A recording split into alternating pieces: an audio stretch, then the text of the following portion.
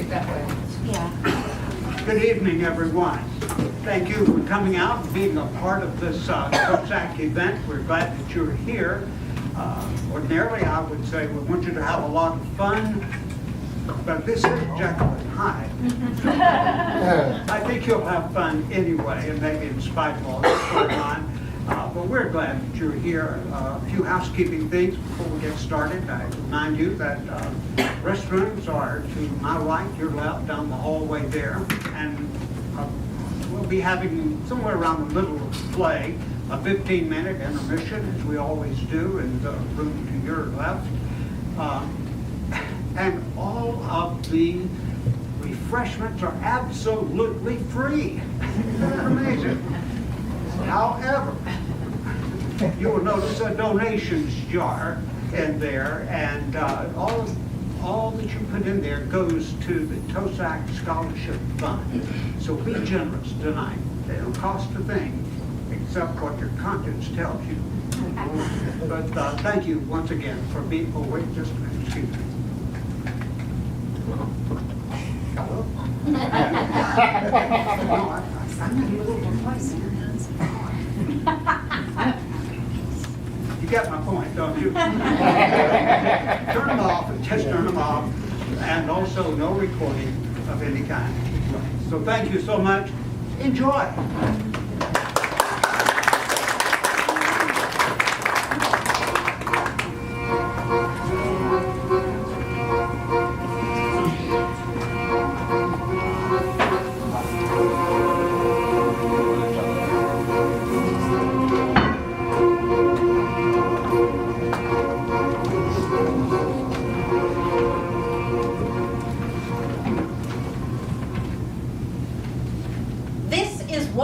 I'll tell you what I know, what I saw, what I heard. The events as I would recall them. I cannot speak to what I have not witnessed. Jekyll! Break it down. He's in there with him! Grab him! Stand back! Is that him? Is that him?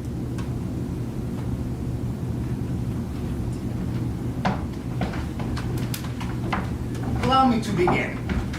Diary of Mr. Gabriel Upson, solicitor. A relation of mine in the Venfield. We meet twice a year for dinner to discuss legal business.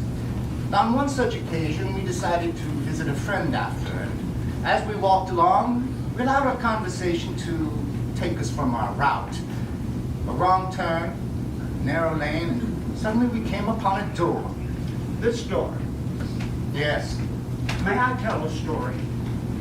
please. Some weeks passed as I was coming home one night from some God-forsaken place at the end of the world. I took the same wrong turn we did just now and found myself on this spot. It was then that I saw a girl, a child almost, running down the street, out of her sight, and coming around the corner, a man. The two came together at the same time, and they collided. Get out! He's doctor down! Now you hurt my darling. Call the doctor! They call the constable. Yes. No need, the girl's not harmed. Here now, why did you knock her down? It was not intentional. I was in too much haste to reach my door. This is the door where you live. It is What is your name, sir? Hyde. You owe this girl an apology. An apology? Very well. I apologize. Huh? Well, not enough. No, it isn't. Not good enough. No. What would be enough? Yeah. Oh, I think there are damages here. Oh, yes. You mean I'm to pay the girl? Well, her family then. Oh, well, I'm the girl's mother. Well, I'm her mother's friend. I think the matter could be settled for £20. Come inside. None of us wish to go inside. It's a rough street. The door, the demeanor of the man, all suggested an entrance that did not pretend an exit. Still, we went in. A check. £20. You'll note the bank is beyond reproach. How do we know there are enough funds to cover the amount? The girl's mother can't cash the check until Monday. By then, you could be on a steamer to anywhere. That's right. Very well. A letter from an associate of mine confirming the funds and pledging to make good any overdrafts. Will that be acceptable to you, Mr. Enfield? Yes. Yes, this will do. May I have it back then, the letter? And with that, we left. I gave the girl the check. The girl ran home. The crowd dispersed.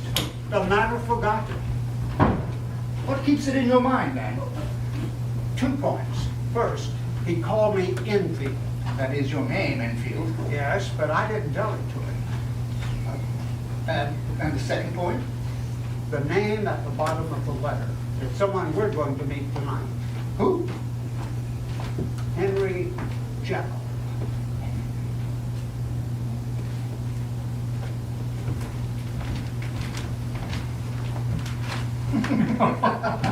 Oh, my dear Enfield. My dear Lanyon. Utterson. Lanyon? Well, we seem to have walked into the middle of not some little mirth here. Yes, Jekyll has made a proposition of sorts, haven't you, Henry? Wasn't a proposition. It didn't have the force of argument to be anything approaching a proposition. We're late coming in. Do fill us in. Well, we were talking about this murder. Murders. Yes, took place in Scotland, which explains a lot. A housebreaker, a fairly common criminal sort, I should think. Wouldn't you, Utterson? Well, that is your profession, after all, crimes in courts. Yes, well, a solicitor does all he can to make sure his clients don't end up in court. Well, this housebreaker fellow, he was good at what he did. About a year and a half, and he hadn't been caught. 19 months to be exact. Yes, Jekyll is up on his particulars for the case. 19 months, and the fellow isn't caught. Has a job, a wife, family, friends, and then one night the neighbor hears something. A bang, crash, scream. Rushes next door to find the man in the middle of his kitchen covered in blood. He had slaughtered his entire family, his wife, his child. Children.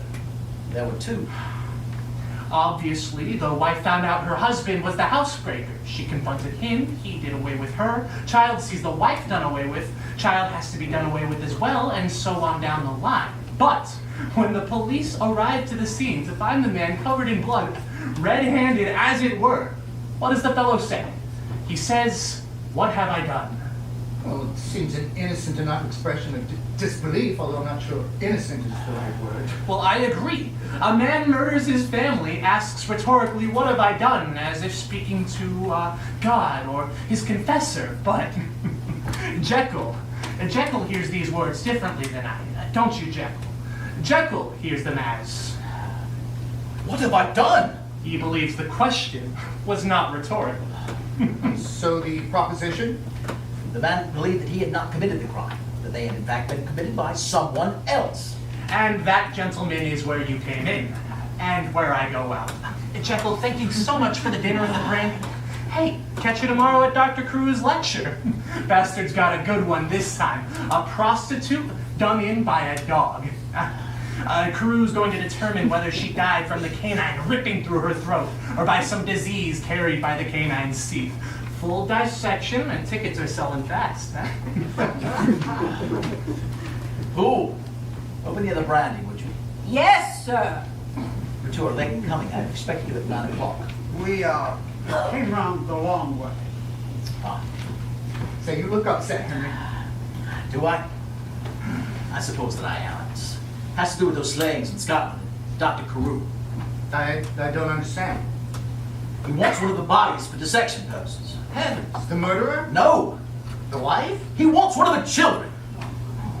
Well, that can't be legal. That wouldn't stop Dr. Carew. He's been taking soundings around the hospital to see if he can get a hold of one of the bodies. He knows that I chair the Committee on Ethics, and he sent Lanyon around to speak to me about the matter.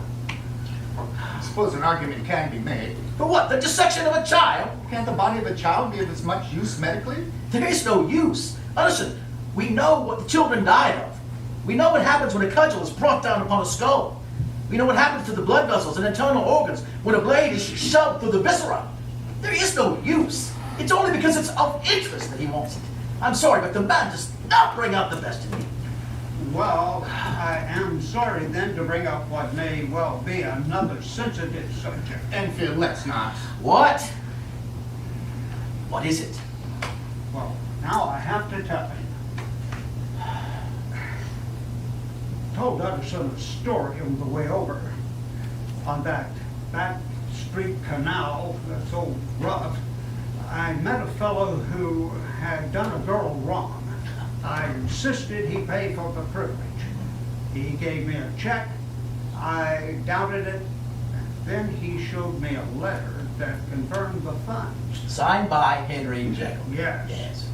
Well, Henry, we wondered why you would allow yourself to put your name to such a piece of paper. I mean, well, especially, put plainly, Henry, he's not really your sort, is he? Edward Hyde is someone who has done services for me in the past. I do not condone his actions. In fact, I condemn them. I hope you both know me well enough to believe that. Of course, without saying, yes. Still, Edward Hyde, I owe a debt. He came by after your meeting and gave me an account of the incident. He was rather ashamed of his conduct and felt he could no longer rely upon my friendship. So he returned to me my letter. Well, I am glad to hear that. When I realized just this evening the proximity of his house to this one, well, You have got no cause for alarm. I doubt you'll apprehend his likes again. I see. Yes, well, I don't. Enfield said that he... Well, tell him, Enfield, the thing that he said that troubled you when he said it. Well, he called me by my name. How could he know who I was? Is that all? He saw the three of us on the street after the dinner at your club last month. He asked me who you were, and I told him, and it's as simple as that. Well, that clarifies it. Would you say it's clarified in... Yes, of course.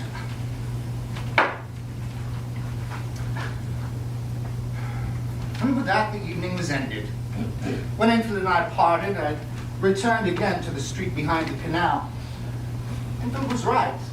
The place was much closer to Henry's than I would have thought. In fact, one would almost say it backed right up onto his garden next to his laboratory. The point was moot. No light shone from within. No smoke rose from its chimney. Mr. Hyde was not at home.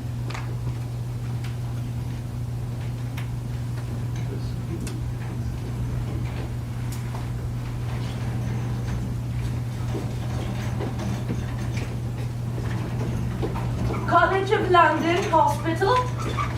Third year notes from the lecture of Sir Danvers Carew and its aftermath.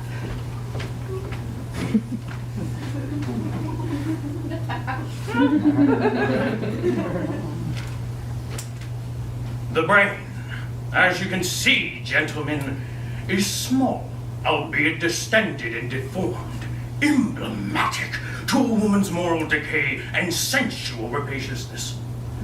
Her neck and throat, the point with which the dog took issue, has been bitten. The salient point being the evidence of ripping. Her face, though once possessing a not unattractive visage, has also been chewed upon. Thus disfigured, there is no need to gaze upon it further. Her breast, however, remain exemplary. Her sex is swollen, as one may suspect without observation, but observe it we shall. For in this, more than the brain, is the true heart of the feminine soul. In this creature's case, the case of a diseased and depraved streetwalker. The engorged nature of her vaginal canal divined its own end and signed her death warrant. That, gentlemen, conclude. Rot! Who's that? Rot, bad science, and evil-mindedness. Dr. Jekyll. I am chief surgeon at this hospital, and I will not be Sir Danvers, you say that the woman's brain is small. Of course it's small. She's been dead for 3 days with no hydration. It's shrunk! As any of our brains would shrink under similar circumstances, and as yours would shrink if further shrinkage were possible. As for portions of her brain being dwarfed, it's clear that the body was improperly stored in a tilted position, causing the blood to rush to one side of the head, thus bloating the tissue. As for her sex, as you call it, good God, man, the woman's been raped. Of course it's swollen. And as for the tears in her neck, no more than a clumsy attempt to mask a murder by making it look like the attack of a dog. I'd rather those marks were made by boot nails or a cobble pick. As for the rest, including the location of her soul, I leave to a higher power. Now cover her! Sir Danvers! If you want lurid depiction, sir, buy a postcard from a Frenchman!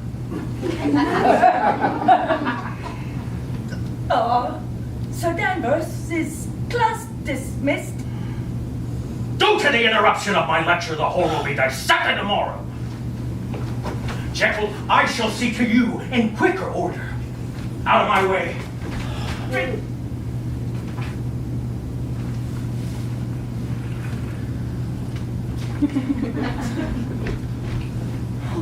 I apologize for my outburst, but it was long in coming.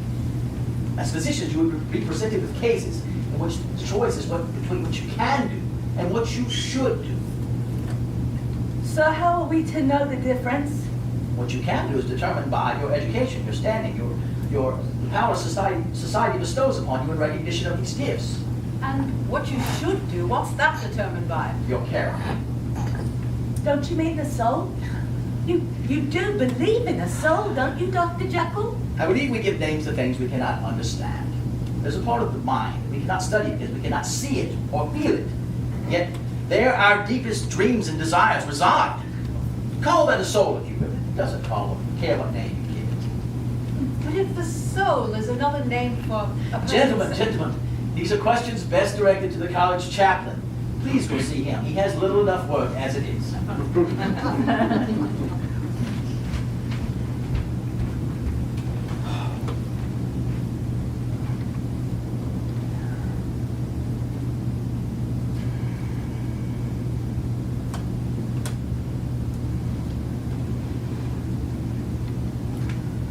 Journal of Dr. Henry Jekyll. Why could I not tell them there is no soul? But then it would be Jekyll the atheist, Jekyll the agnostic, Jekyll the god naysayer. More fuel for the fire, more ammunition for Sir Danvers Carew, that pornographer of death, the corrupt charlatan who holds sway over idealistic young men who would be healers. And tomorrow he wields his butcher's blade again. Doctor, will you be dining in this evening? I'll be working in the laboratory all evening. We'll just leave the tray outside the door. And Pooh, no interruptions, please. Of course, Doctor.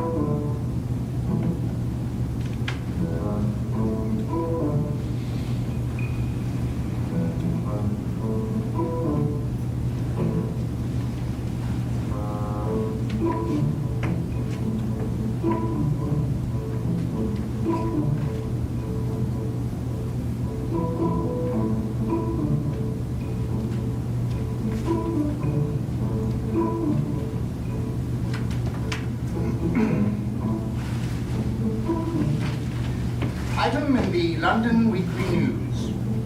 A cadaver from the London College Hospital was found missing in the early hours of last evening. The remains, belonging to a deceased female in a recent police case, had been procured by the hospital for dissection by the noted surgeon, Sir Danvers Carew. The men, for it is assumed the strength of at least 2 men was required, entered through a window in the lecture theater where the dissection was to occur this morning. In its place was found the body of a pig, freshly slaughtered and wearing a monocle on one eye. Police are naturally questioning members of the hospital faculty, staff, students, and purveyors of the pork trade.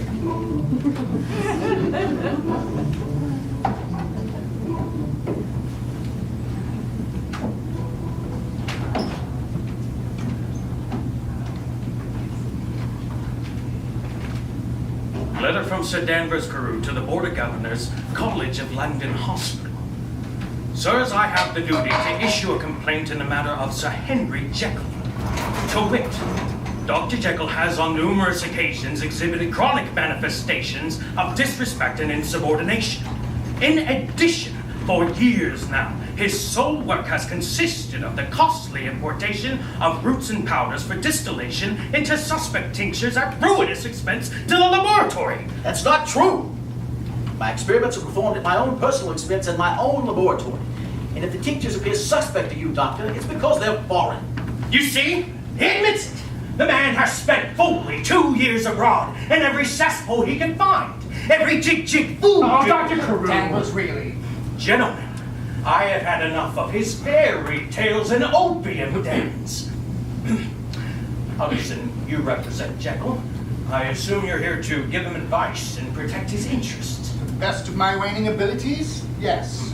Then advise him this. The Board of Governors meets in a week's time. Jekyll can do one of two things before then. Make a public apology for his outburst yesterday morning, and by public I mean before the college, and a letter in the Times. Or prepare to face my full wrath. Good afternoon. I'm sorry, Henry. I hope they'll let us It's no use. We're sworn against each other. How do you see the board going? Well, I'll take soundings. Jekyll has right on his side. Sir Danvers has power. Sir Danvers, the fool! He can't cut into it, he can't fathom it. Rails against voodoo and savages and stands in front of a college lecture hall and gives credence to all manner of superstitious... Ugh! Understood, I have seen on jungle shores and island clearings levels of comprehension greater than that ever taught in a college lecture hall. I once met a diviner in Suriname who could calm his nerves simply by closing his eyes and humming a bird song. A priest in a South Sea Island hut who, upon taking a puff of yellow smoke from his pipe, departed this plane for another, peaceful, calm, and serene. There's a difference between the brain and the mind. Yes, but how do you get to the mind without going through the brain? Find a door, one that no one knows about. Once you've crossed its threshold, you realize there's not one mind, but two. Two streams within the consciousness. One on the surface, the other subterranean. Listen, think on how your flesh warms when a woman enters a room, or how your heart races with fear when a hansom cab comes barreling around the corner and you're able to get out of the way faster than you ever thought possible. Our minds are fueled by blood and bile and secretions from all manner of stimuli. Deep within our veins runs the river of our old ways. In the time before man created morality, time when humans hunted for food, killed for dominance, and copulated for pleasure. But morality did not kill these instincts, but rather harness them. Otherwise, there'd be no conquest, no empire. But we still see glimpses, though. In the madman's eyes, the killer's glint, the rage of a drunken father that beats his child. If we'd find a way to isolate these rages, these horrors, wouldn't we seek their cure? Henry, you're talking good and evil. I'm talking the nature of man.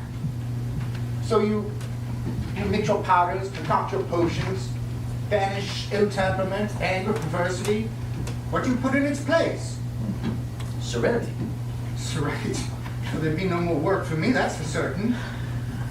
You can't know the value of peace of mind unless you've experienced its opposite. But if you can trade mad rage for an angelic temperament, a good God, man, surely the reverse can happen. But one would want the beast when all he sought was peace of mind. Then a beast must be fed. Henry, does Carew know about Hyde? Why would Edward Hyde be pertinent? We're off judged by the company we keep. Listen, until this business with Carew is over, I would stay clear of Edward Hyde. That's quite impossible. Why have I not heard of him before this? Is he a friend of some standing? I've known him for some time, but he's only taken up residence in the last year or so. Say, would you like me to have him looked into? There's a firm I use, fellow named Sanderson. Addison, I called you here for advice regarding Dr. Carew, not Edward Hyde. Very well. I advise you apologize. No, never. Well, once again, my professional advice has been soundly rejected. My bill will follow. That night, I returned to the street where Hyde lived and watched the door. No one went in, no one came out. I was just about to abandon my post when a clock told midnight, and I sensed something in the alley. Oh, Mr. Hyde. Mr. Hyde, my name is Utterson, Dr. Jekyll's. Well, visiting as often as we do, I had hoped to make your acquaintance, but, well, our paths never seem to cross. How did you know to find me here? Oh, well, Dr. Jekyll told me. You lie! He never did! With that, a light was upon us. A hansom cab was passing, its lanterns casting a yellow glow over Hyde's face. The man was younger than I, but his desires had ravaged him, crippled him, so that his features were now that of an old and angry child.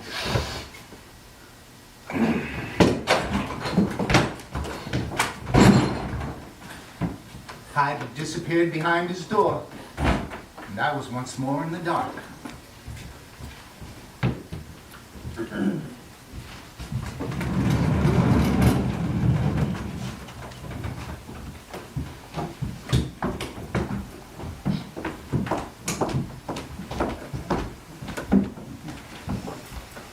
Diary of Elizabeth Ann Jelks. I went to see the fiend.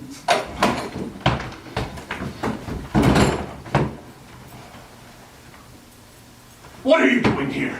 Answer me! Why do I find you in my rooms? Your name is Hyde. Who said? Tell me! My mother. My mother said this is where you live. And who is your mother? You gave her money for my sister. She plays in the street. We had a run-in. You gave her a check. And it was cashed. The bank is prompt in its reports. My mother drank the money. Well, your mother has her priorities straight. You never answered my question. Why do I find you in my rooms? I wanted to see the man that would do such a thing. Trample a child and take a stick to her. You could see that in any house in London. Trample a child and pay for the privilege. Well, you've seen him, now go. How did you get in? Your landlord is a man. I'm a woman. Well, why didn't you come back sooner? The check was cashed a week ago. I don't come back that often. Back? Home. My mother's house. I work in Charing Cross. Got on in the world, did we? Gutter girl, earned a train, got a room above a shop. What are we, milliner's assistants? A clerk in a sweets emporium? I'd say you were a governess, but you haven't the breeding. The girl, your sister, is she well? She's forgotten the incident already. The only reason anyone remembers is because of the check. I assure you I did not pay willingly. The men on the street said they threatened you if you didn't. It was not their threats I feared. I could have killed them each and all. It was a gentleman who showed me the error of my ways. Could you not kill him too? Yes, but the police take notice when a gentleman gets his. But you... Why, if you were found dead tonight, the constable who found your corpse would just as like sell it cheap as blow his whistle. Find yourself on a gurney being cut into bits, a penny a pound. Don't say you're not afraid. I am afraid. Then run. What if the door's locked? Risk it. It's your only chance. Do women always run from you? Oh, they never run. Afraid to. Paid not to. What else do you pay your women not to do? Say no. You're sad. You have to frighten women to keep them. You have to pay them not to go. What makes you so brave? You'll never know me well enough to understand. The door is not locked. I knew that. You didn't slip the bolt. Wait! I'm not always here when friends come along.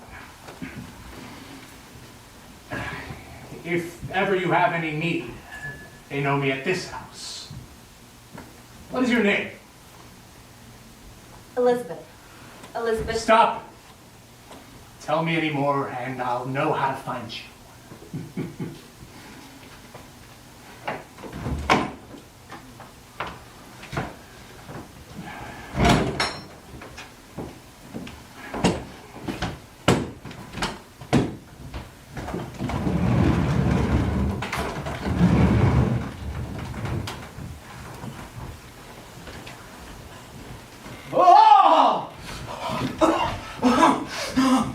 Dr. Jekyll, are you all right? I heard a scream. It was you, sir. What? It was your scream, sir. I heard it all the way up to my room. I'm sorry to wake you up. What time is it? Past 3, sir. In the morning. Doctor, have you not been to bed? You've still got your clothes on. I must have forgotten to take them off before I came in. Did you hear me come in? Yes, sir. How long ago? An hour, not more. You came in from the laboratory. Do you not remember, sir? Of course. Did I say anything when I came in? You cried out as if you were calling someone. A name? Yes, What was it? Elizabeth.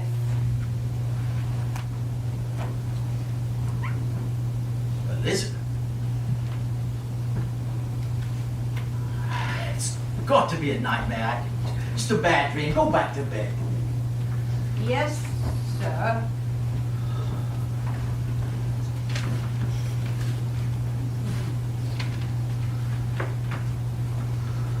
Elizabeth.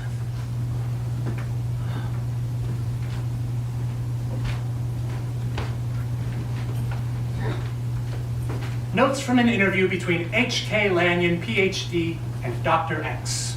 It was the dead of night, and as usual, I couldn't sleep. So I made my way downstairs to fix myself something when...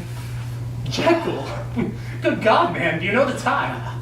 I knew a Scotsman wouldn't waste good oil on empty rooms. Well, you look like the morgue. Sit. No, Would you, I need to see you about a patient.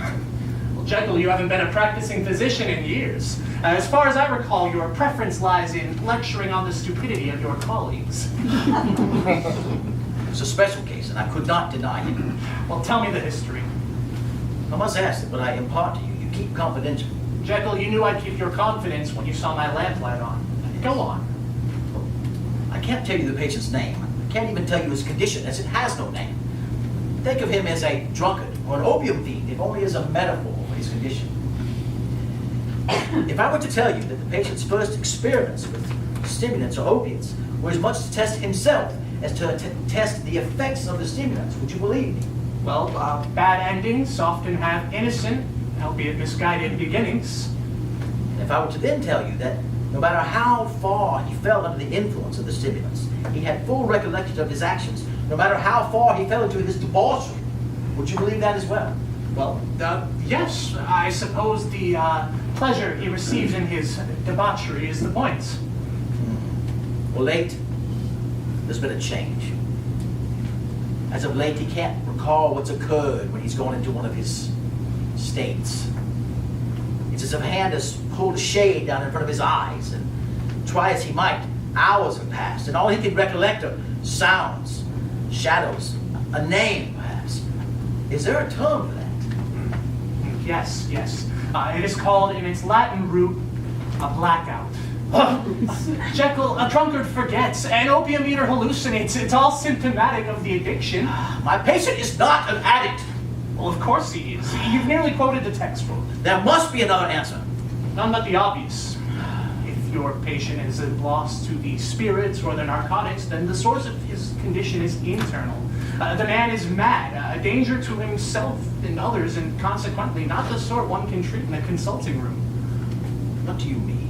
Jekyll, do you have any reason to fear for your patient's safety or the safety of others? Yes. Then you must have him confined in an asylum.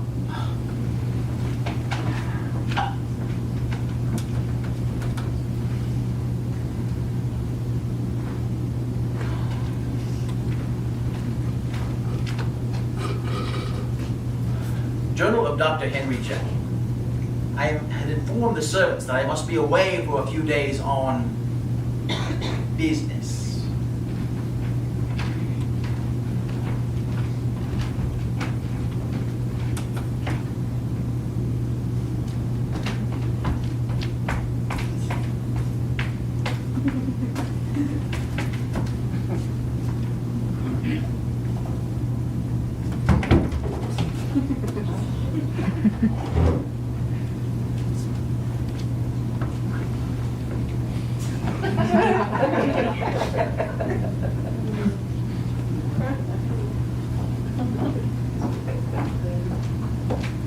I went by way of Regent's Park. I don't know why. It was out of the way. But it was Sunday. And I had spent the day before with my mother and my sister, which is never pleasant. So perhaps I just wanted a bit of birdsong and greenery before I returned to Charing Cross. I stopped at a bench just off the path. And then I saw him. Are you following me? Yes. I knew someone was. Were you hoping it would be me? I never hoped to be followed. Well, seeing as I don't know where you live, I had little choice but to. You could have asked. If you had asked, I would have told you that I work at the Charing Cross Hotel, where I share a room with another girl 6 nights a week. On Saturday, I return to Soho to visit my mother. I stay the night. And then I'm back at the hotel by Sunday noon. Following is more fun. What is it you want?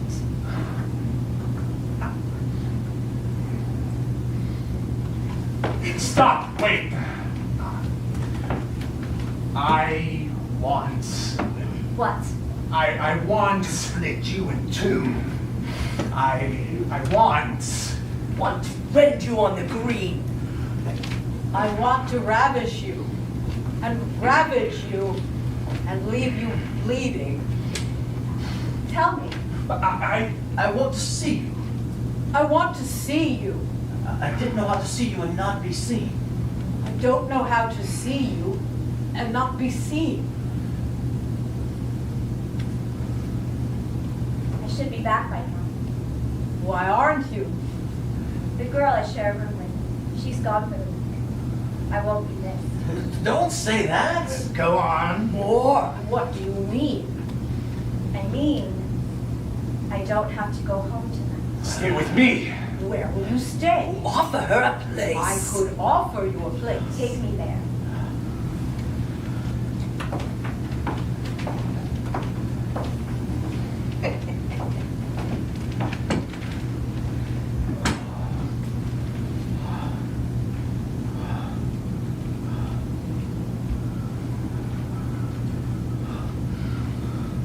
Journal of Dr. Henry Jekyll. Last entry. 3 days ago? I have lost 3 days! I do not know myself! God!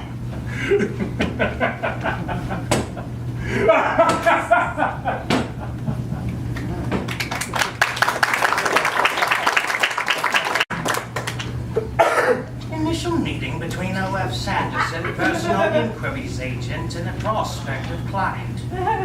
The letter told me to expect the gentleman at our offices come nightfall. You're Sanderson, an associate of Utterson, the solicitor in Queens Court, I believe. Yes, sir. Did Utterson recommend our services? No, I saw your card at his chambers when I was there last. This is a private matter, and nothing to do with Utterson. I assume a retainer is customary. Perhaps you can tell me what would be the nature of the services you require. If you could explain to me what's allowable within ethics of your profession and... Sir, not to interrupt, but why don't you tell me what it is you want, and I'll tell you when it starts to get sticky. I want you to follow that. Do we have a name? All the details are within this packet. His name, where he lives, where he banks, where you're out to see him next.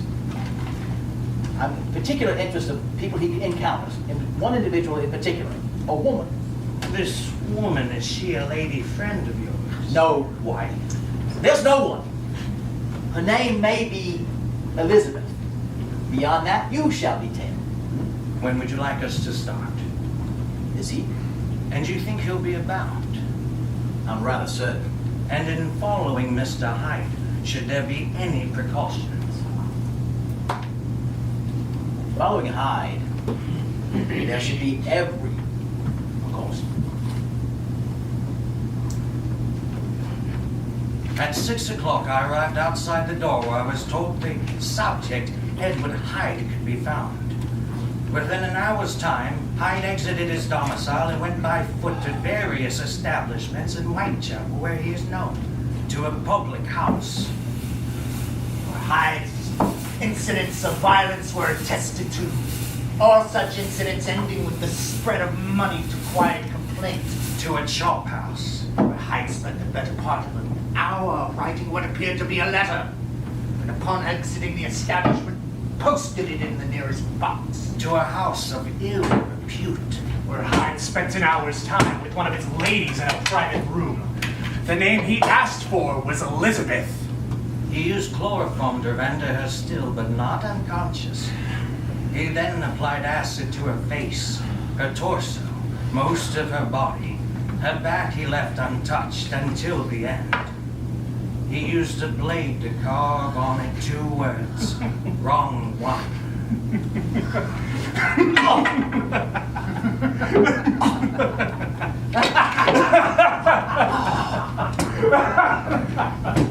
He knew you followed him. I assure you I was discreet. I'm quite sure you were. He knew because I told him. Wrong one. The girl's name was Elizabeth. That wasn't her name. Well, what was it then? The man who ran the place said Hyde asked for any girl named Elizabeth. There weren't one, but the madam didn't want to lose a client, so she had one of the girls pretend. So her name, in fact, was Something else? Would you like me to follow him again tonight? Perhaps you'll lead me to this Elizabeth you seek. No, he's too clever for that. Dr. Jekyll, Mr. Utterson is here. He says it's urgent. Show him in, please. I'll see myself out the back way. Thank you, sir.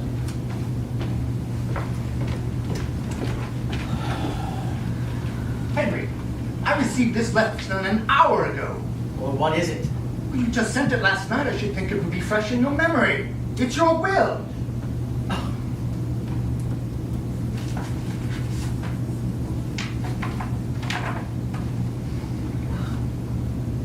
In the event of my decease, disappearance, or unexplained absence for 3 calendar months, all right, title, and interest to property of shall pass into the hands of my friend and benefactor, Edward Hyde. Shall step into my shoes without undue delay or See this? Handwriting's not at all like yours. And if I didn't know better, I'd say you've been drinking. What in God's name were you doing in Whitechapel? And what on earth would possess you to leave $750,000 sterling to a man like Edward Hyde? Do you know the man? Have you met the man? I have, in point of fact. I followed it 5 times over the last 5 nights. I spent all last night writing it down. What I discovered was but a sampling of his work. A docksman, the size of a bank safe, hurled across a bar, his back broken. An old man asleep in an alley, his face doused with lamp oil and lit by a match. Brothels, cellars, dens of iniquity, every evil act you can conceive. He's not committed a capital crime. Oh, is that our standard now? No one's been murdered yet, so he's still on the side of the angels? I'll wager he didn't tell you about the woman. What woman?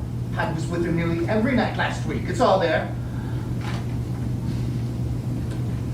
Elizabeth Jekyll. Yeah, chambermaid, works at the Railway Hotel in Charing Cross. Listen, Henry, I know I did this without your consent, but I had to prove to you once and for all what kind of man Edward Hyde really is. And what sort of man is he? He's a villain, Henry! A brute! A sensualist of the perverse and a predatory beast who knows neither care nor conscience. But then, perhaps there's another side to him. Henry, is Edward Hyde blackmailing you? Does he know something about you? He knows everything about me. Of him, I only know what he allows. That's in your favor. So long as there's no evidence he's been leading you on his sojourns, you can't be implicated. But, Henry, I beg of you, whatever connection, whatever hold this man has, whatever bond, Cut yourself off from Edward Hyde.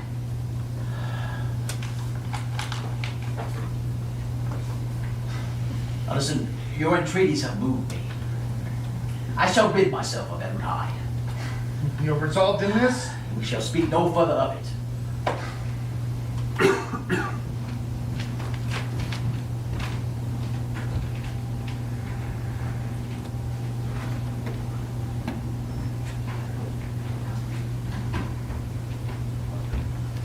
Register entry, Charing Cross Hotel, night porter.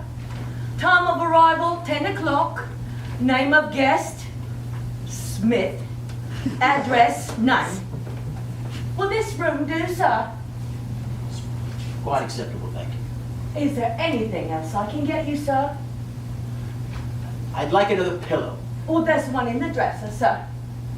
Then I'd like a third. Very good, sir. I'll send it right up.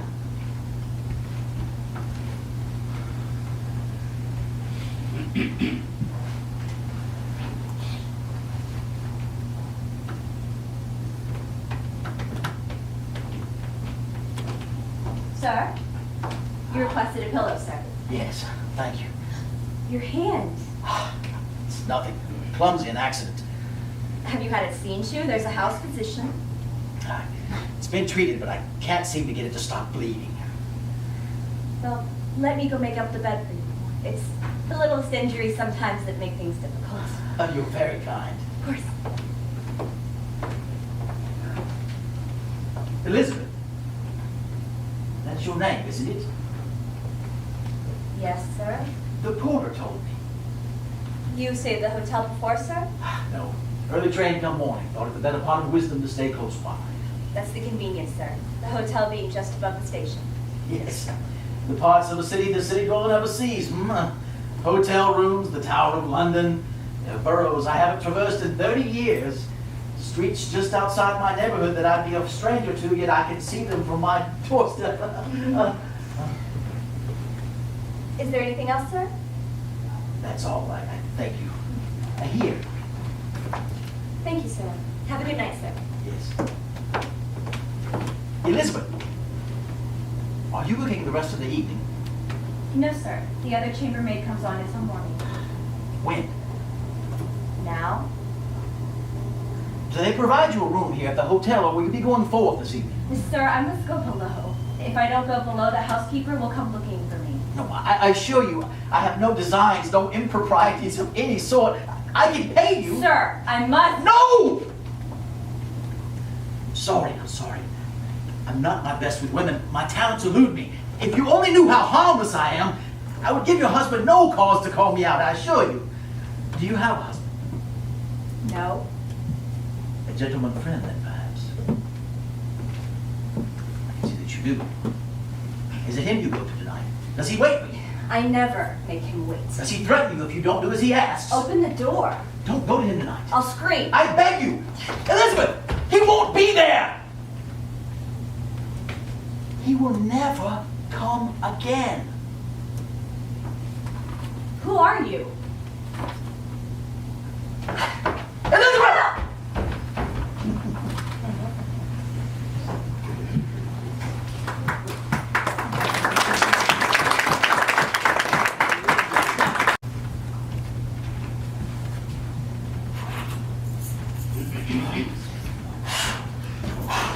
Who? Doctor? Here, key to the laboratory. Inside the chemist's closet, you'll find a trunk. In it, hats, boots, a cane. Destroy them. Burn them. Yes, sir. Now, sir? No, wait till the morning. Let me have the key back. There's some more work to do in the laboratory. I'll close up. Thank you, Pooh. Yes, sir. Good night, sir.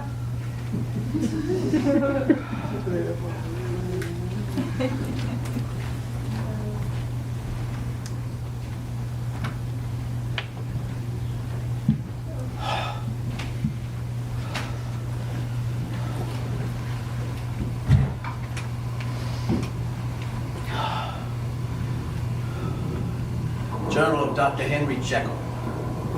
This will be the last entry in this journal considering the case of Mr. Edward Hyde. It has been a year since the first successful transformation. A year since the correct balance was found. The perfect tincture capable of engendering both the transformation and its opposite.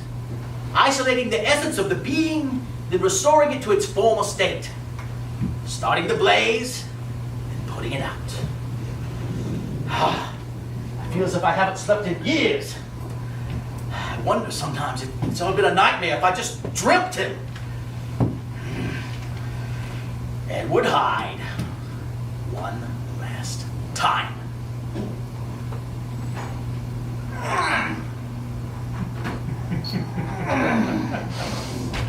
Oh.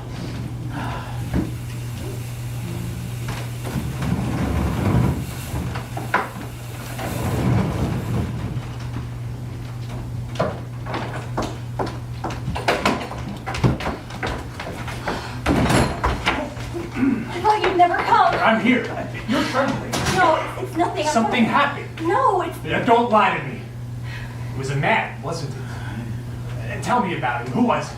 A man at the hotel. He took a fancy to me. It happens all the time. It was nothing. He was harmless. Describe him. A gentleman, I suppose? And what do you imagine he does for a living? A clerk of some sort. Ha! He seemed frightened. And yet he frightened you.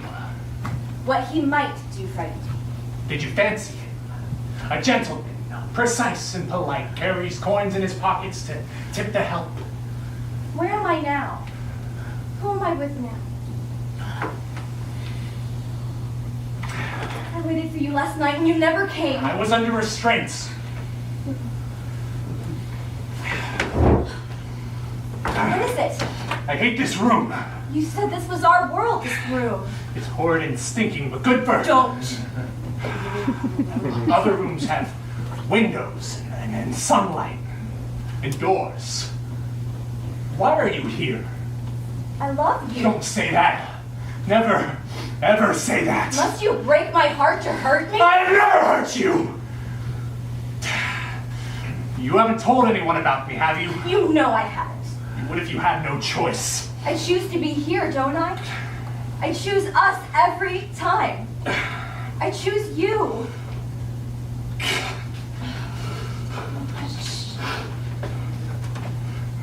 If I could take away the demons in your head, there's just us, remember? Just you and I together. You're hurt. Did someone harm you? Don't come any closer. I only came tonight. I came tonight to say goodbye. You're leaving? Yes. London? Yes. For where? Near. Far. Away. When will you be back? Never. What have I done? It's nothing to Is do this with about that. the men You at the don't hotel? understand this. There was nothing! No choice! I'm not the master of my own fate! I only dreamt I was! I leave tonight and we are at an end. So what am I to do now? Marry the desk clerk that's been after me? The tailor's assistant with the stammer and the good prospects? Give them a glance, I'll tear them open tongue to tail. You love me! Go. We'll get out now. Go!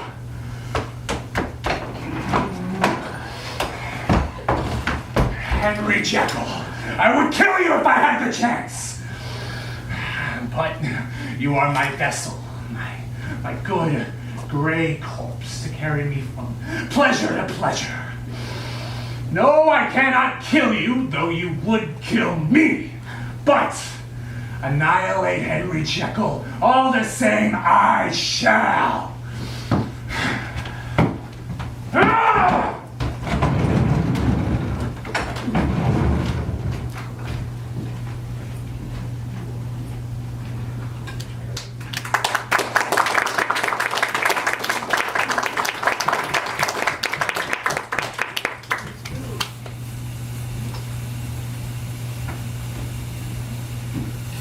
Police statement.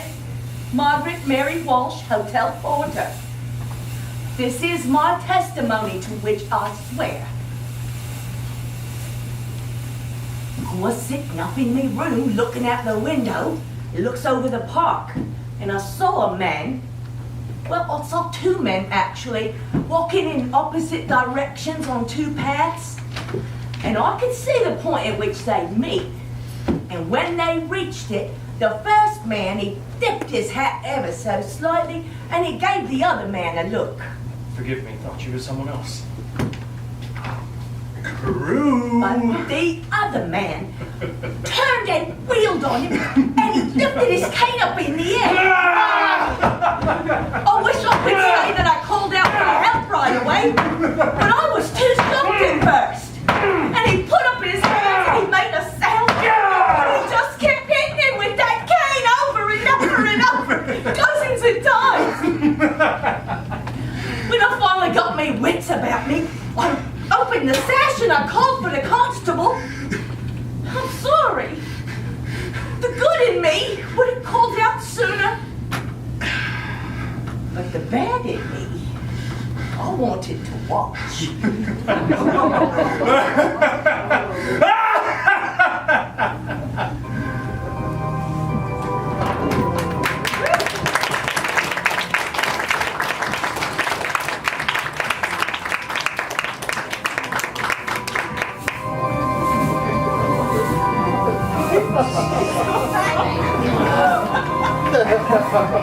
This is the intermission. Refreshments in the kitchen. And the water closet just still down the hall.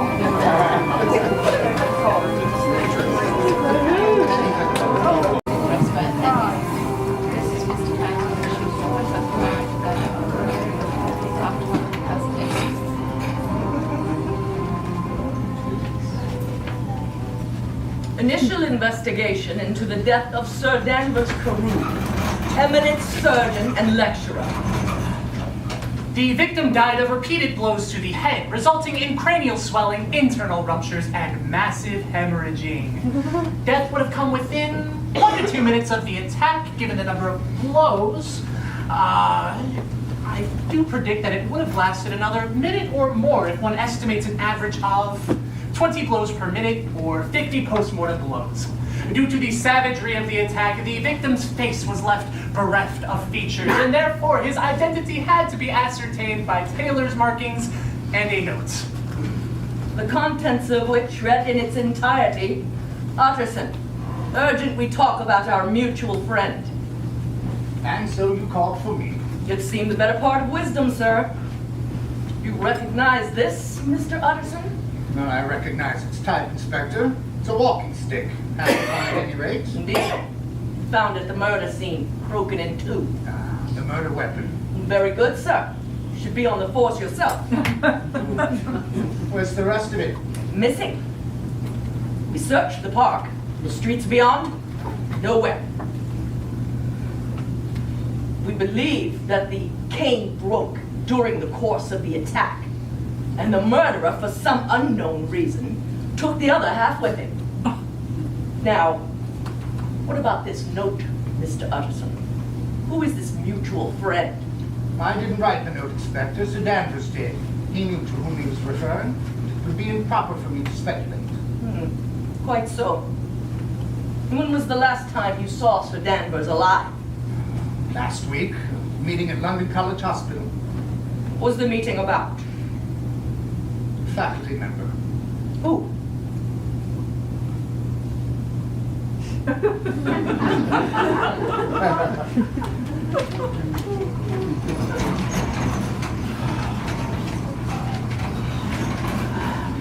in shock. I was no friend of Sir Danvers, that much is clear, but the brutality of his death, I'm still shaking.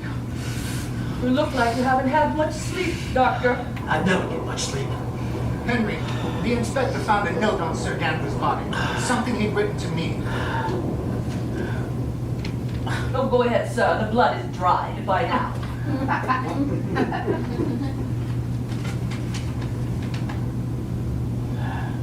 Am I the friend? Seem a fair assumption, sir. I hated Carew. Henry. He was a corrupt and evil man. Disgrace to the medical profession. Doctor, where were you last night? Going on 11?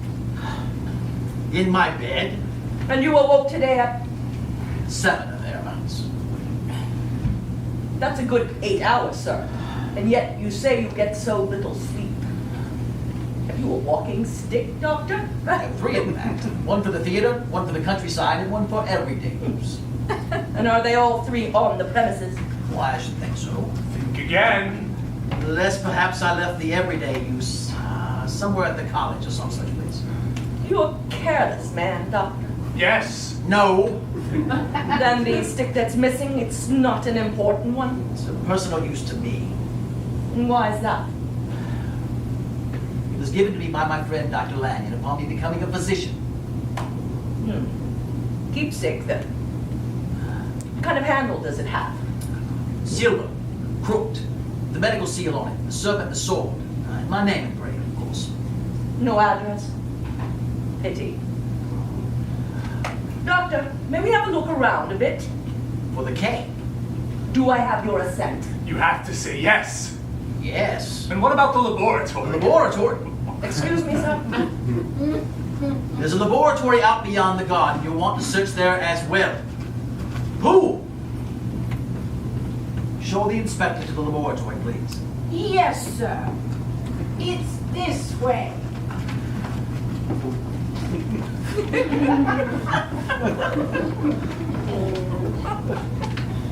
Henry, if anything happened last night, I must know, and now. I have done nothing. There is nothing. I am innocent. Dr. Jekyll, this was slipped under the pantry door this morning. It's got your name on it. Sir, the laboratory. Inspector, just a moment, please.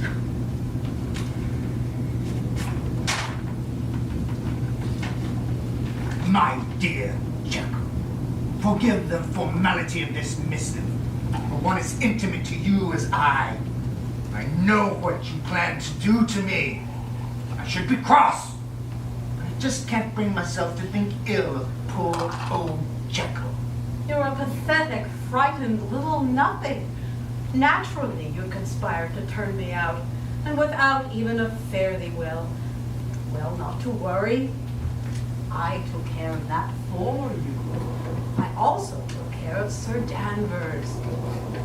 No more shall his vulgar complaints soil your high ideals.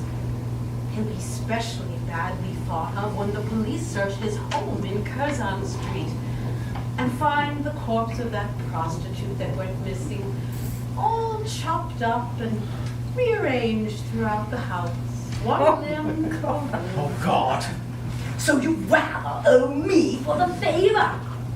Although I must admit, I could have been a little more exacting in things left behind at the scene, as they say. I'm embarrassed to admit I can't find the cane that Lanyon gave you when you were young and innocent. I'm sure I put it somewhere safe. Best hope and pray I haven't had, what was that Lanyon called it? A blackout. Yes. Well, whatever the case, I'm sure the whereabouts of the cane will come to me, but not to you. Know this, Jekyll. I am your protector now, as you are mine. I cannot do without you, and you, I think you now realize, cannot do without me. Enough! I will not be extorted. I will not live under another's will. I will not hand over my life. Inspector. Yes. May I put some questions to you, sir? The note. Well, did you find it on Sir Danvers' body? Yes, sir. Was it in a wallet? A billfold of pockets? No, it was on top of the body. It was not in a pocket or such. As if laid there to be found. Well, it might have fallen out during the struggle. No, you said the blood was but on one side, where it must have lain against the blood-soaked clothes. If it had been involved in the struggle, it would have been bathed in blood. The cane, may I examine it?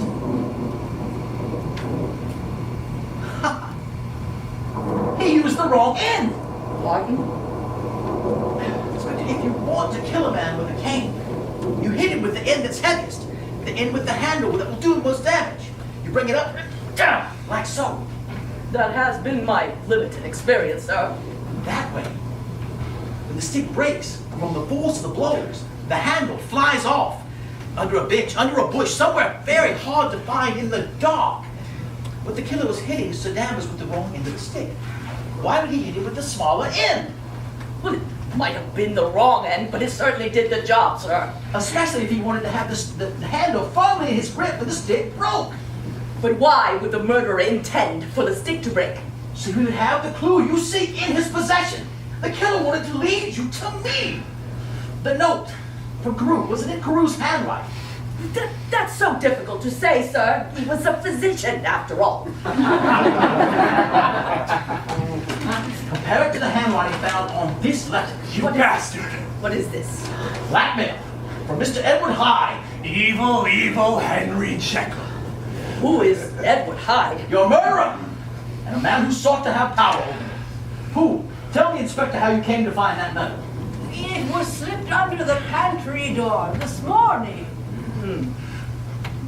Is this Hyde a friend of yours? A mental patient. Liar! He's a deranged. I tried to cure him, but he was beyond help. I told him never to come to see me again, and this was his response. You think you have me? When was Hyde last on the premises? He must have come twice. Once around midnight last night to steal the cane, and then again in the wee hours after the crime had been committed to leave the letter. Oh, you have murdered me! We'll need a description of this Hyde. And I can provide you with one. As can I. As can Mr. Richard Enfield, an acquaintance of both. Also direct you to an inquiries agent named Sanderson. I had him follow Hyde, giving you a detailed account of the man's brutality. I know Mr. Sanderson. Good man. Beyond reproach. Oh, you shall have 1,000 witnesses against me, won't you? Whores and publicans to do me wrong! Where does this lunatic reside? In hell! Room not far from here. I suspect you'll find the handle there held against me as extortion. Villain! Devil! I know the way, Inspector. Very good. May I join you? I've never seen his environment. Actor! Please. Listen, show the inspector to Hyde's rooms. I'll be on in a moment. And listen, tell the inspector about the letter you received from Whitechapel purporting to be my will. Yes. Happy to. Inspector?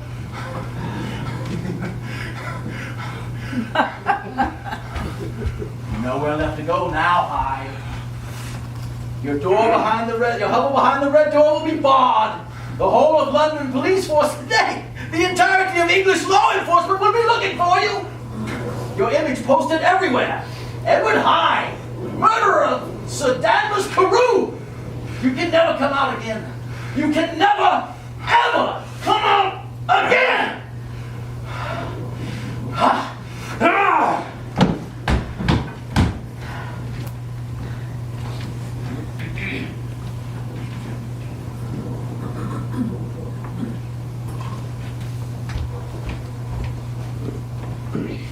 Results of the search of the rooms of the suspect, Edward Hyde.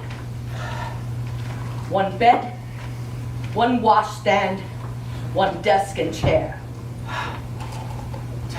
The rooms were turned inside and out, and no cane handle matching the description given by Dr. Jekyll was found.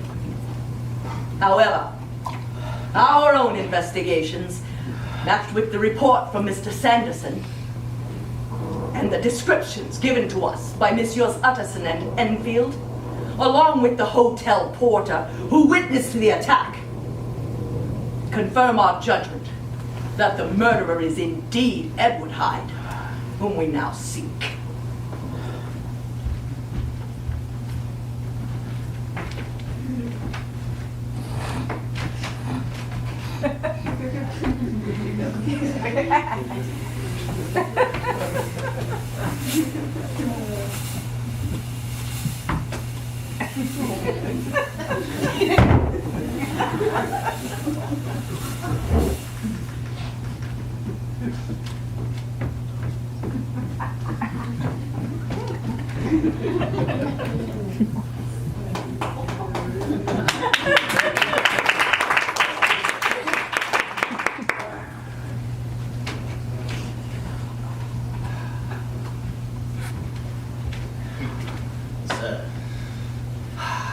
sunshine. Spring at last. You look fit, Henry. Good color, rested. The weight of the world is off my shoulders. Even though the fiend is still at large, aren't you worried he'll return? He's gone forever. Hyde once told me that he'd rather die than live a hunted life. He knew that eventually his desires would consume him. No, he's drowned. Hanging by a noose, dead by his own hand by now. If that's the case, where's his body? He was probably found by a resurrectionist and sold for a penny a pound. For all I know, I dissected his liver this Thursday last. Well, you're very merry in your morbidity. If Hyde is dead, I'm glad of it. Any pain and degradation he suffered, he well earned. Henry, you spoke to me once of wanting to isolate the beast in man's nature so you could cure it. Was Edward Hyde an experiment along any of those lines? Nothing I did could have changed Hyde. Yes, I understand, but if a man is under the sway of some medicinal, potions, concoctions... Listen, I swear to you, Hyde was evil from the outset and never altered that way from the first. You said to me once that there's not one mind, but two. Two streams of consciousness, one on the surface, the other subterranean. I've been brooding on your theory.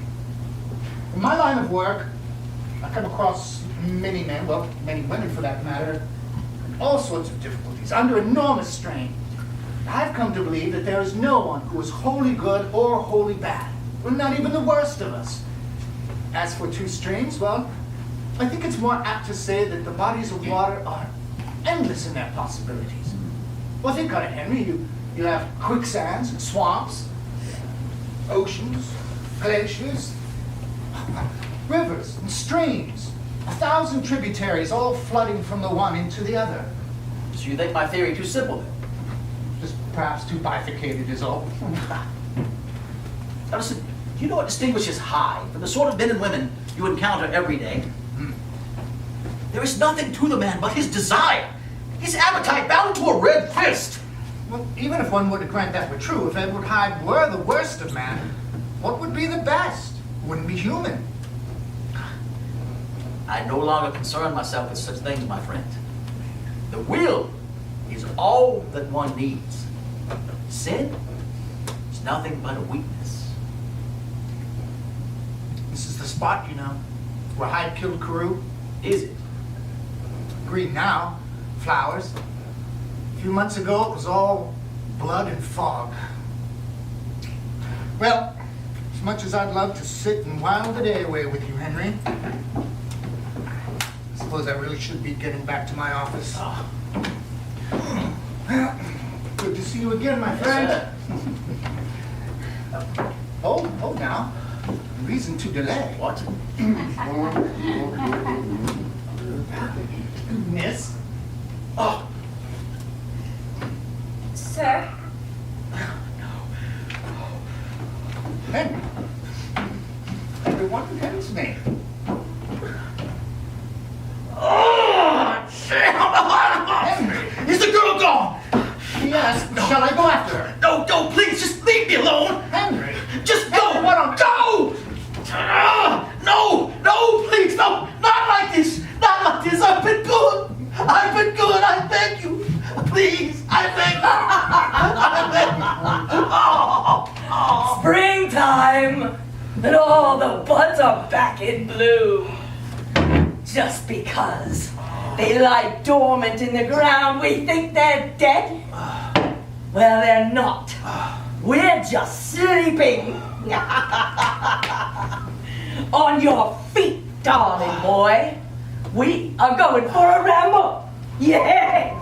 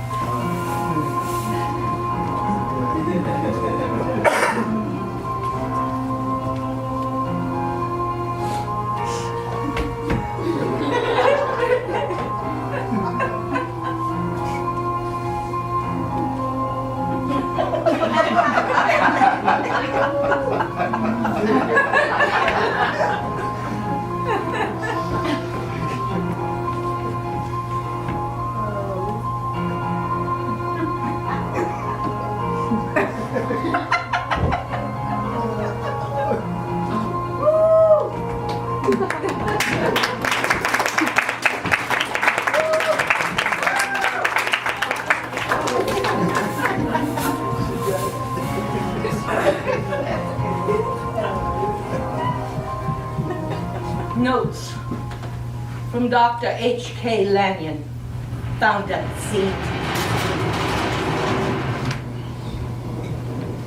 A knock on the door. A voice called out. Dr. Lanyon! Poole? Dr. Lanyon! I have a message from my master. It's of the utmost urgency. Lanyon, go to my laboratory and take the chest from the chemist's table. Bring it to your surgery and await my arrival. I shall come to you by nightfall. When did your master give you this? An hour ago, someone came to the door, and when I got to it, it was slipped through. Do you think it's a joke, sir? Oh, Jekyll doesn't joke. He wants me to go to his lab and get a chest from the chemist's table? Why can't he do it himself? Is the door locked? Yes, sir. But the doctor keeps a key in his study.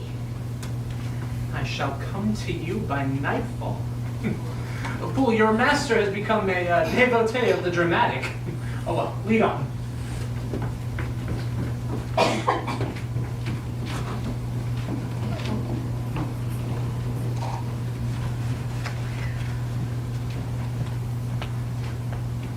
When we arrived at Jekyll's study, Poole took the key. We made our ways through the garden and into the laboratory.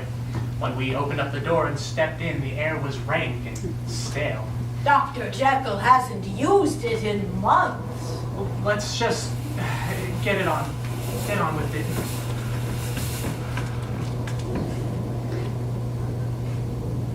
Whoa. Oh, heavens! What's he got in here? I'm sure I don't know, sir. Well, Poole, lock up the lab and could you call me a cab? It's beginning to get dark. Yes, Dr. Lanyon.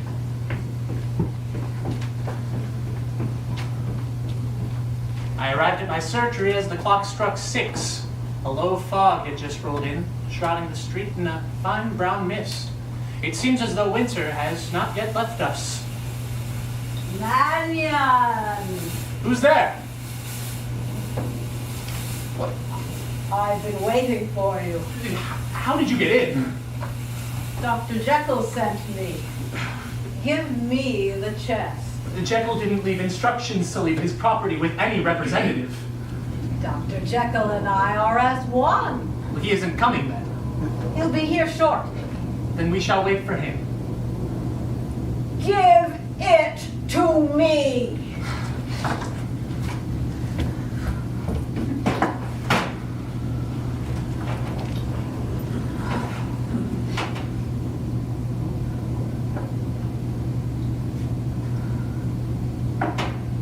This is the last of it.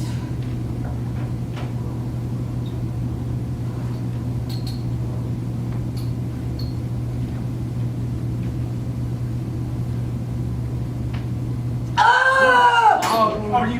Heavens up. Are you okay? Mother of mercy. Oh, why does it hurt? Was there anything... Why does it hurt so? Just, it's stay...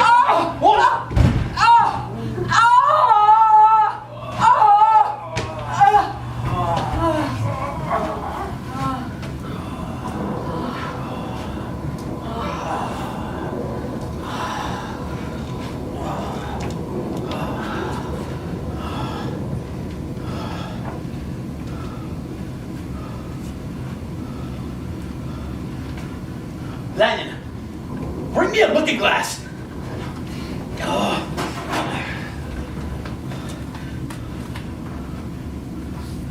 I'm Jekyll.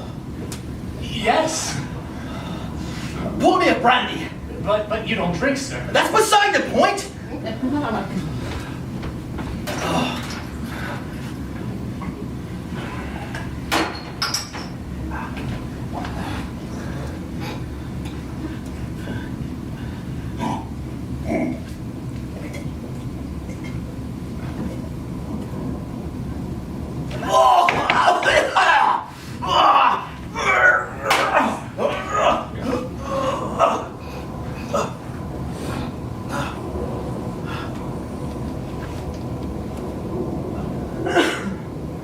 was almost found out this evening.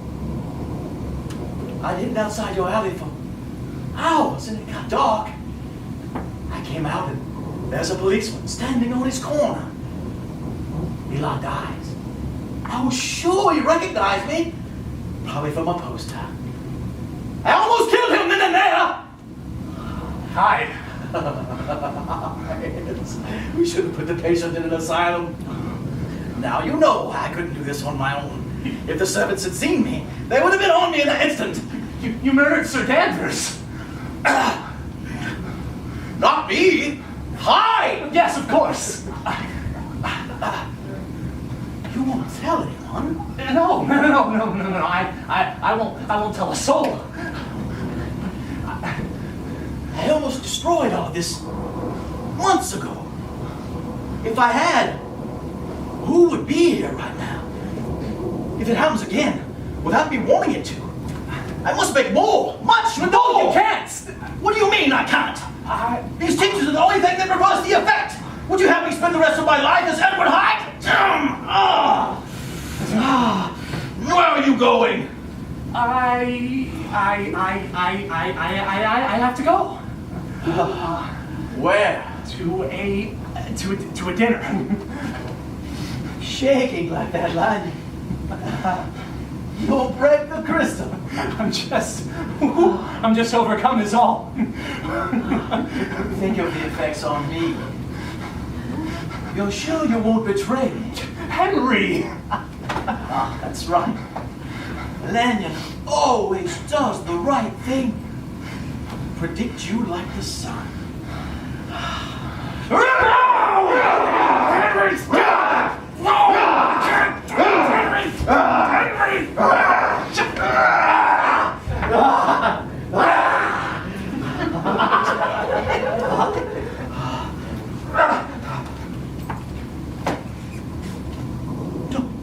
What have I done?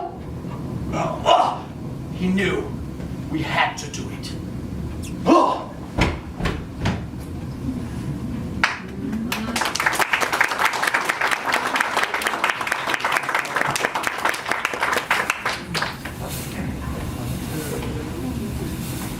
Dr. Lanyon's notes conclude with his citation of the low fog.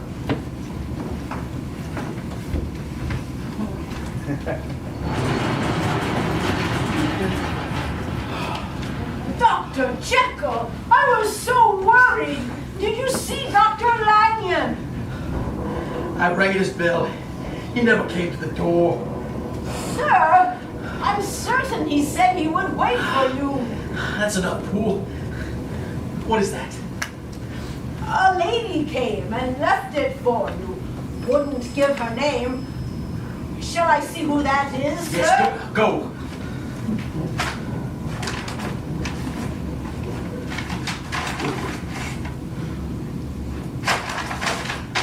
Sir? It's the lady returned. The one who left the package. Show in.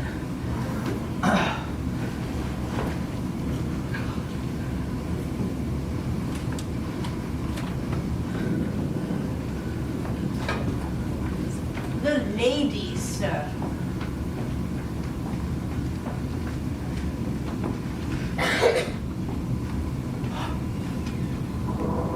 Henry Jekyll. I've looked at that name 1,000 times. Or said it out loud. He gave me your card when we first met. I've been to your door more times than I care to confess. But I never knocked until today. You saw me at the park then. Knew it was you. Knew at the moment we caught each other's eye. That look on your face. Afraid. It was the same look you had that night at the hotel. Did you get the parcel? Yes, Did you open it? I did. You had that 3 months. I found it hidden in our room. I thought it might implicate him in some crime. So I took it before the police came. Why didn't you destroy it? It was all I had of him. There's nothing else. You think him innocent? No. Then why defend him? I love him. That night at the hotel. You came that night because of him, didn't you? You see, somehow he knew you'd come. Somehow he knew you'd be there. Was it to warn me? Did you know what he would do to that man on the streets? I had no idea what he would do. He's your friend, isn't he? He has no friends. He has no one. He abandoned you. I don't know that. All I know is that he's missing. What if he can't come back? Maybe he's trapped or hurt.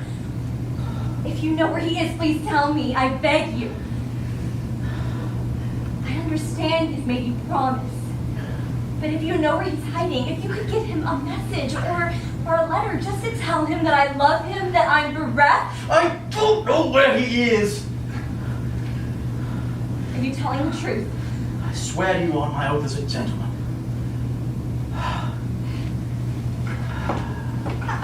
I'm sorry.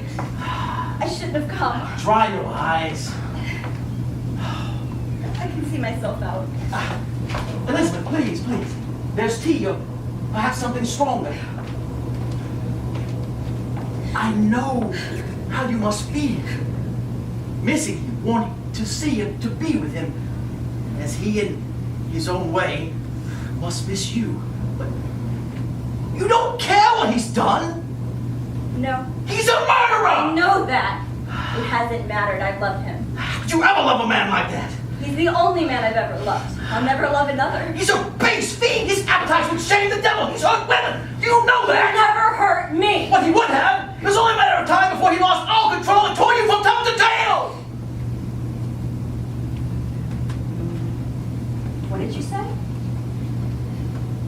Look at me. It's never healed properly. It's you. Elizabeth, you don't understand. It is. You must listen to me. It is. It is. No! She'll come with us. There's nowhere left to go. If we don't take her away now, it'll be too late. Doctor, are you all right? Who is it? It's Paul. Go away from here. What are you doing? Henry! Doctor, Mr. Anderson is here. It's been terrible news. Henry! Open the door! Maggot's been murdered by Hyde! Oh, it's too late now. Henry! It's not too late. Henry! A policeman saw him Hyde outside of Mannion's house. He was past... Good God, it's the girl we saw in the park this afternoon. She led Hyde to me. What? He tried to kill me. What are you doing? Just now? Yes. But where is he? He ran out the back to the garden. Cool. Get all the servants out of the house at once. Yes, sir. Henry, the girl, She's hurt. I'll stay with her. Anderson, find the inspector. I'll be back with as many men as he can gather. Now you have no choice. I know.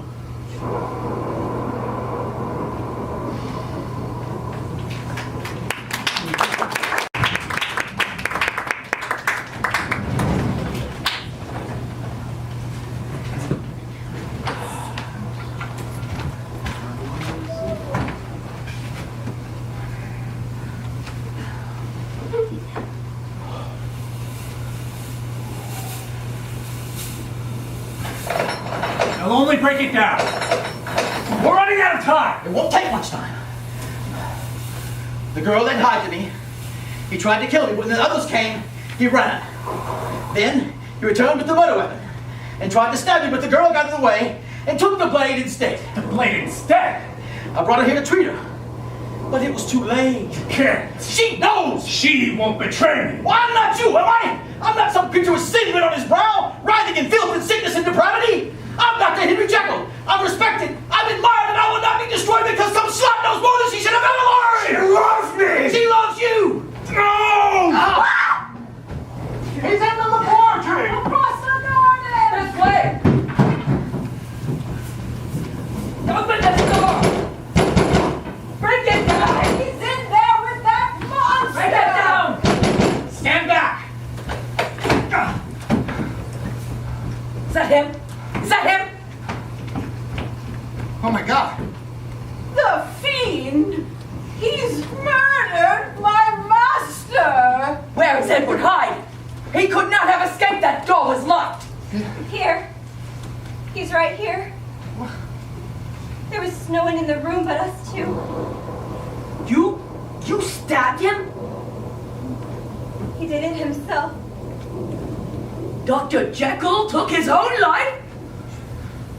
That's not what she means, is it?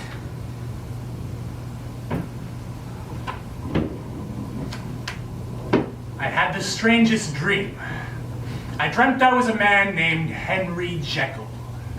Everyone loved me, thought I was one of the finest men they'd ever known. And I was so unhappy, so lonely. Thank God I woke in time to learn I wasn't him.